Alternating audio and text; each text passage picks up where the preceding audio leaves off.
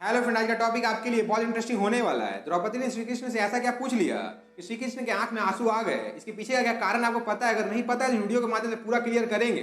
हाँ, श्री कृष्ण के आंख में आंसू आ गए थे। अब आप लोगों ने ये चल रहा होगा द्रौपदी कौन है, तो चलिए मैं आपको वो भी बता देता हूँ। यहाँ पे मैं वही द्रौपदी का बात कर रहा हूँ जो पांडवों की पत्नी रहती है।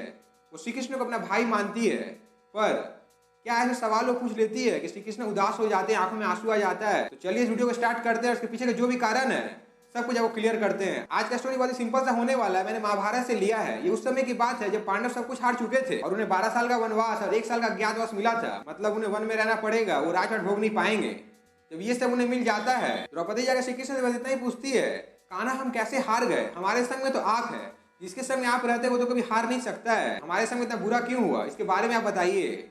ये बात सुनते ही श्री कृष्ण के आंखों में आंसू आ जाते हैं। कहा जाता है कि श्री कृष्ण के लाइफ में बड़े बड़े दुख आए थे, पर कभी आज तक उनके आंख से आंसू नहीं गिरे थे। पर ये बात सुनने के बाद श्री कृष्ण रोने लगते हैं और श्री कृष्ण के आंखों में आंसू भर आते हैं। ये देखकर द्रौपदी कहती है, क्या हुआ, आपकी आंखों में आंसू क्यों है? इतना सुनते ही श्री कृष्ण कहते हैं, जब खेल शुरुआत हुआ तो उस समय तुम लोग हार गए थे। कौरवों ने कह दिया था कि मेरे तरफ से पासा तो शकुनी मामा फेंकेंगे। उस समय क्या तुम लोग ये नहीं कह सकते थे कि मेरे तरफ से पासा श्री कृष्ण फेंकेंगे? उस समय अगर तुमने मेरा नाम लिया होता तो शायद गेम आज कुछ और ही होता और जितना राजपाट उन लोगों के पास में गया है सब तुम लोगों के पास में आ गया होता। इतना सुनते ही द्रौपदी की आंखों में आंसू आ जाता है और द्रौपदी कहती है, हाँ यहाँ पर जितना ही फूल है वो हमारा ही है। इतना तो शायद हमारे नसीब में लिखा हुआ था, इसलिए इतना हुआ है और हम झूठ मूठ के आपको दोष दे रहे हैं।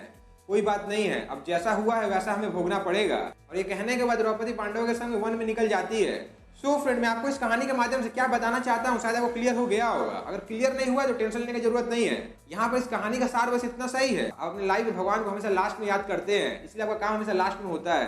एक बार आप पहले याद करके देखिए, क्योंकि भगवान स्वयं कहते हैं, आप जैसे हमें बुलाइएगा हम वैसे ही आएंगे। अगर आप हमें बुलाइएगा ही नहीं तो हम कैसे आएंगे? और स्वयं भगवान श्री कृष्ण ने द्रौपदी को ये स्वयं कहा है, क्योंकि जब द्रौपदी का चीरहरण हुआ था उस समय किसी ने द्रौपदी का मदद नहीं किया था। और द्रौपदी ने लास्ट में क्या कहा, हे द्वारकाधीश मेरी रक्षा करिए। इसीलिए श्री कृष्ण देर से आए थे, क्योंकि द्रौपदी ने द्वारकाधीश को पुकारा था।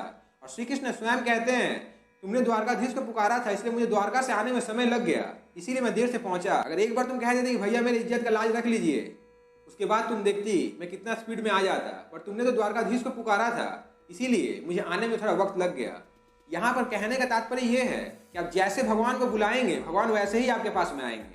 अब आप सोचेंगे कि नहीं, हमें सब काम एक साथ हो जाए और हमें भगवान को बुलाना भी नहीं है और भगवान को हमें पूजना नहीं है। तो एक बात आप याद रखिएगा, अगर आपका कर्म गलत रहेगा तो आपका हर काम हो जाएगा, पर वो काम आपका हमेशा के लिए रहेगा नहीं। और अगर आपका धर्म अच्छा हुआ और धर्म देखकर आप कर्म कर रहे हैं तो टेंशन मत लीजिए। भले ही आपको 1-2 साल में कुछ मिले नहीं, पर एक बार अगर आपको मिलना शुरू हो गया, ये मेरा गारंटी कि आप उस समेट कभी रख नहीं पाइएगा। और आपको इतना मिलेगा कि आप सोचिएगा कि भगवान ने मुझे इतना खुशियाँ कैसे दे दिया, क्योंकि यही दुनिया का रीत है। आप जैसा कर्म करिएगा वैसा ही फल आपको मिलेगा। अगर आप कर्म ही नहीं करिएगा तो फल आपको कैसे मिलेगा, इसके बारे में मुझे कमेंट सेक्शन में जरूर बताइए। आपको कमेंट का मैं इंतजार करूंगा, क्योंकि हर इंसान के मन में ऐसा लगता है कि हमें तो कुछ करना नहीं है पर हमें सब कुछ चाहिए।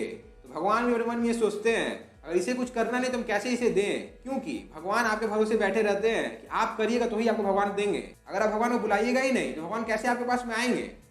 शायद आपको समझ में आ गया होगा इस वीडियो बनाने का तात्पर्य क्या था।